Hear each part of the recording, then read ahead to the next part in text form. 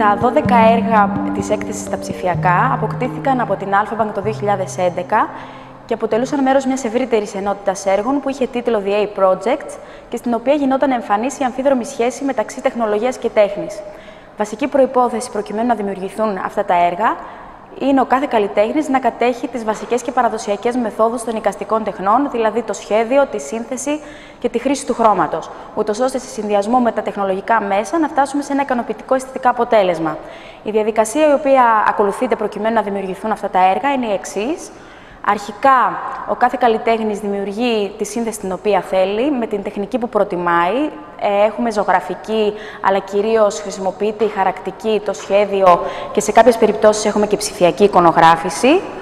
Στη συνέχεια, η σύνθεση αυτή η οποία έχει δημιουργηθεί σαρώνεται ψηφιακά από ένα σκάνερ πολύ υψηλής ευκρίνειας, ώστε η παράσταση να περάσει στον ηλεκτρονικό υπολογιστή και στη συνέχεια να εκτυπωθεί είτε σε fine art χαρτί είτε σε λεπτό πλαστικοποιημένο μουσαμά.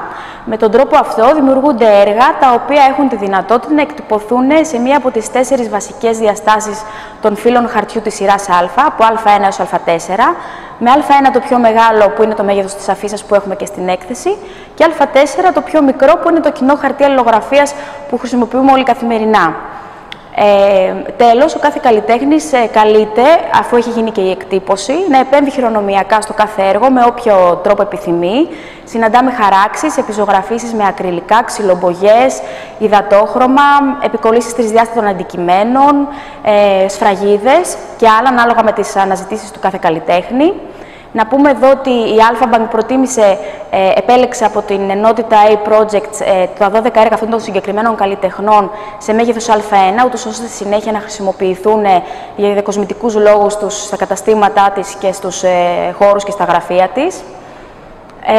Με την ιδέα αυτής της δημιουργίας της ενότητας αυτής, από τη μία μεριά δίνει τη δυνατότητα στους νέους καλλιτέχνες να πειραματιστούν με τα νέα μέσα της τεχνολογίας, και από την άλλη τους δίνει τη δυνατότητα να εργαστούν με γνώμονα τις διαφορετικές όψεις που μπορεί να αποκτήσει ένα έργο, μέσα από τα διαφορετικά μεγέθη των εκτυπώσεων και από τα διαφορετικά υλικά που χρησιμοποιούνται.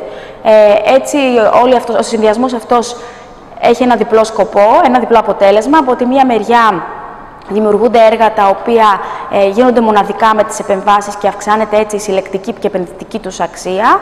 Και από την άλλη έχουν τη δυνατότητα να φτάσουν και σε περισσότερους αποδέκτες.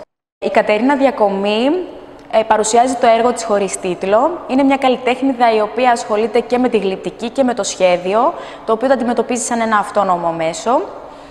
Λειτουργεί πολύ μοναστηριακά, η δουλειά της και η ίδια τη χαρακτηρίζει σαν μια άσκηση αυτοσυγκέντρωσης. Δουλεύει πάρα πολύ με τη γραμμή, και την οποία προσπαθεί να επεκτείνει όσο περισσότερο μπορεί. Η επέμβασή της, αρχικά το σχέδιο ήταν ένα σχέδιο με μολύβι και αργότερα, μετά την εκτύπωση δηλαδή, προσέθεσε αυτό το κόκκινο έντομο με υδατόχρωμα. Για το Print Fest επέκτηνε το έργο έξω από την κορνίζα και αυτή, με άσπρο μολύβι προσέθεσε κάποια έντομα τα οποία βγαίνουν από την παράσταση.